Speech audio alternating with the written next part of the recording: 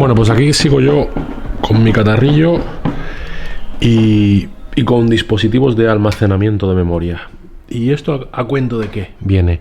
Pues viene precisamente del hecho de que me he estado documentando, tal y como dije, sobre técnicas de memoria. Hace no mucho me recomendó un opositor, mejor dicho, no era un opositor, era un estudiante. Pero bueno, para el caso, esto es plenamente vigente tanto a opositores como a estudiantes. En definitiva, se trata de lo mismo. Me recomendó este libro. Pero no.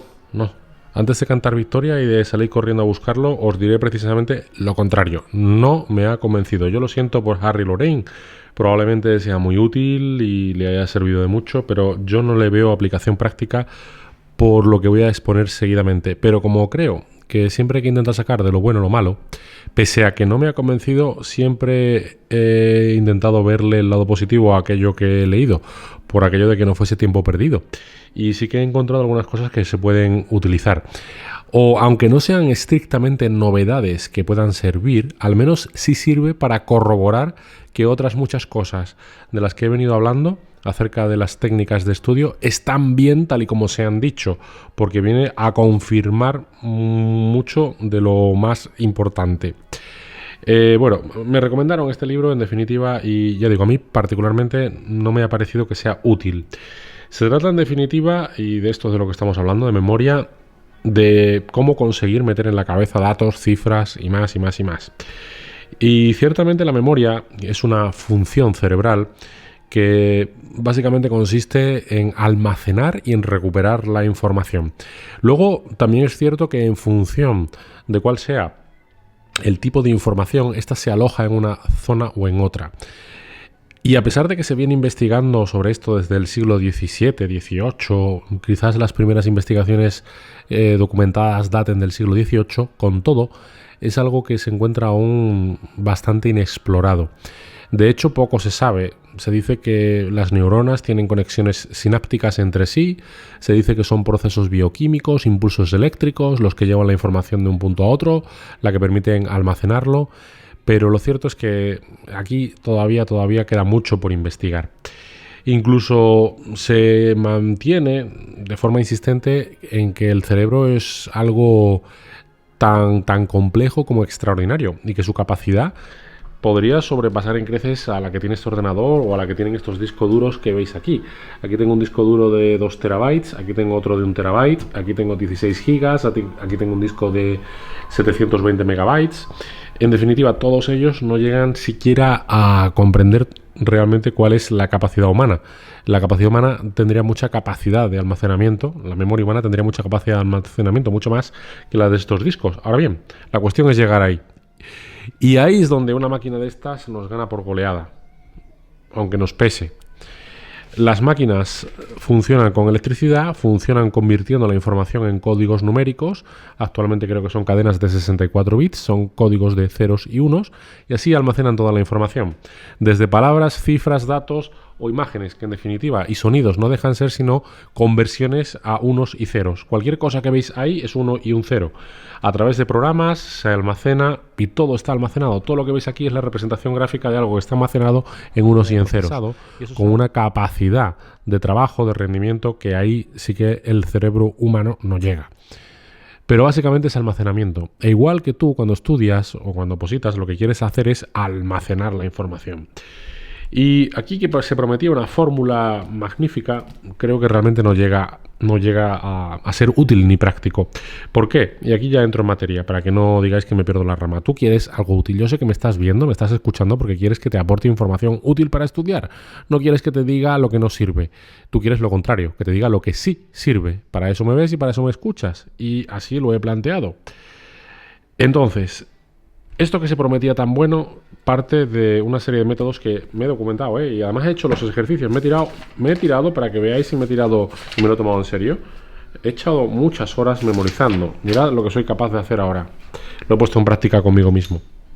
He aprendido un fonema básico o un alfabeto básico que se inventó este señor para memorizar y colgar y encadenar palabras.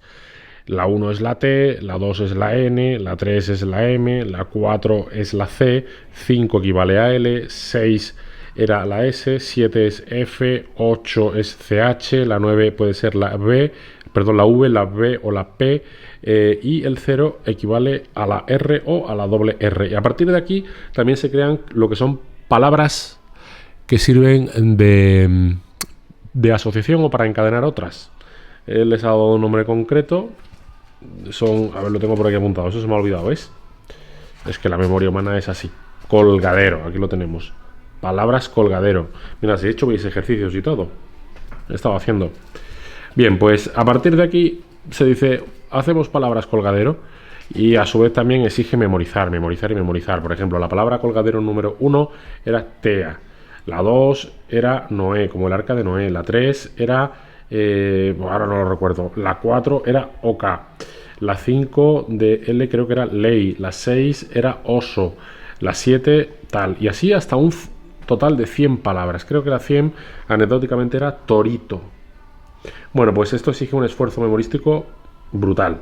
Ahora bien, si se le saca rendimiento, yo no vería ninguna objeción a hacer este sobreesfuerzo. Si luego con esto yo iba a ser capaz de memorizarme enteros el Código Penal con sus penas, pues yo diría, pues venga, pues empleo 2 o 3 días en hacer este sobreesfuerzo del alfabeto, de las palabras colgadero, y luego lo pongo en práctica. Pero es que este sistema parte de asociar palabras a la historia. Y sobre esto de la historia ya me habéis oído que me he manifestado, me he pronunciado claramente en contra. A ver, el sistema, y ya con esto estoy hablando de otra de las técnicas habituales de estudio, el sistema o técnica, mejor dicho, de la historia consiste en memorizar una historia que te sea fácilmente comprensible y a partir de ahí meter datos para poder ponerlos en pie y contarlos de una forma que, como digo, siendo agradable, accesible, llamativa para ti, te permita construir tu memoria. Así que, por ejemplo, ponía un ejemplo. Decía, imaginaos que, por ejemplo, hay que memorizar la palabra cenicero. Y esta palabra va asociada a una oca, que creo que oca era la palabra número 4. Sí, efectivamente. El colgadero número 4. Pues entonces, si tú tienes que memorizar cenicero, asócialo al número 4. Porque, por ejemplo, imagínate que tienes que memorizar una lista de 100 palabras. Y la palabra número 4 es cenicero. Bien, pues si tú sabes que cenicero va en cuarto orden en esa lista, y a su vez el número 4 equivale a la palabra colgadero 4, lo que tienes que hacer es memorizar una historia que te asocie cenicero y una oca. Y entonces aquí el autor, Lorraine, te dice, bueno, pues invéntate cualquier historia que a ti te sea útil. Algo que te sea gracioso, simpático, llamativo. Imagínate una oca paseando por el campo, fumando con un cenicero en la mano. Pues con eso ya tienes construido tú el punto cuarto y el cenicero. Cuando te llegue el número 4 del ordinal, acuérdate de la oca. Y entonces eso te traerá a la mente el cenicero. Y entonces ya sabrás que la palabra cuarta es cenicero. Bien, para mí esto es un tanto artificial. En el fondo, este sistema bebe mucho de la fuente de la historia. Para mí, construir esta historia, además de parecerme un tanto tedioso, además de suponerme un sobreesfuerzo, implica llenar mi memoria de datos que no me importan o no me interesan. Puede ser útil y hasta ahí yo le daría toda validez. Si yo tengo que llenar mi memoria o intentar hacer un esfuerzo memorístico para cenicero, lo hago. Pero si tengo que intentar memorizar que va en cuarto lugar, que esto es oca, y además esto me ha exigido imaginarme a una oca paseando por el campo con un cenicero en la mano y fumando, he tenido que añadir a mi memoria, que por otra parte es finita, o al menos si la memoria no es finita, si lo es la capacidad de información que yo puedo imprimirle y puedo guardar en ella un tiempo determinado. Y como esto es finito, no quiero saturarlo con técnicas complejas que me ocupen tiempo y capacidad de atención. Porque en esto también parece haber unanimidad entre todos los autores que estoy leyendo. Parece que la memoria tiene mucha más capacidad que la de un ordenador. La dificultad no es que se llene, es decir, el problema no es de que nuestra memoria sea finita. Probablemente el temario de una oposición no ocupe sino una parte residual o anecdótica de la memoria. La memoria permite mucha más capacidad de almacenamiento. El problema viene dado por nuestra capacidad para fijar los contenidos en la memoria, es decir, el mecanismo de escribir en nuestra memoria. ahí sí que somos finitos, ahí sí que tenemos grandes e importantísimas limitaciones, que son las que nos frustran, que son las que nos cansan cuando estamos ante un escritorio y estamos estudiando y leyendo y leyendo. Ahí estamos haciendo trabajar nuestro disco duro, estamos haciendo trabajar algo que escribe sobre nuestra memoria. Es puramente bioquímica y procesos eléctricos, no es más. Pero eso es muy difícil. Funcionan nuestros ojos, funcionan nuestros oídos, pero si encima tenemos que añadirle la carga de inventar una historia para que esto se asocie, y además hemos tenido que hacer el sobreesfuerzo de aprender palabras colgadero, pues no lo veo. Por tanto, realmente a mí este sistema no me ha terminado de convencer. De hecho, el señor Lorrain, cuando empieza, antes de contar y antes de pedir el esfuerzo de escribir tantas palabras y tantos colgaderos, ya habla de la historia en un sistema que se llama el de las palabras encadenadas. Aquí tengo apuntado, el de las palabras encadenadas. Y ahí ya me di cuenta de que esto no me iba a convencer. Aún así seguí, no lo he dejado. Pues por lo mismo, porque ya el señor Lorrain propone memorizar palabras encadenándolas las unas a las otras.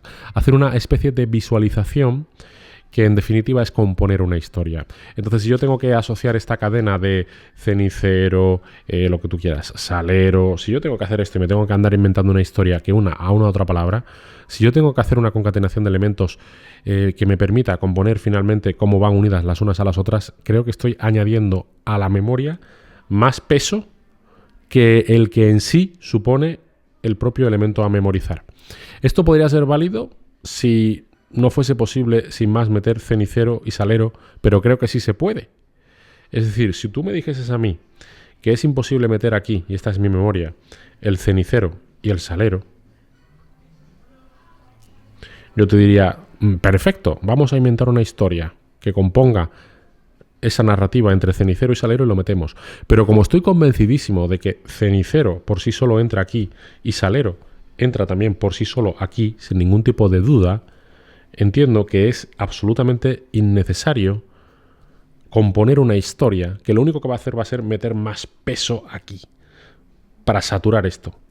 O saturar los procesos de almacenamiento. No en sí la capacidad, sino nuestra capacidad para imprimirlo en la memoria.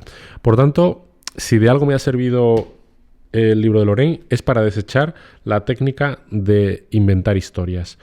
Puede ser útil residualmente en alguna ocasión cuando algo se nos resista mucho, pero solamente lo relegaría a algo puramente residual. Es más, a veces, y en esto las oposiciones quizás pecan un poco de algo absurdo, a veces sin más lo que hay que hacer es memorizar algo aunque no se entienda lo que es.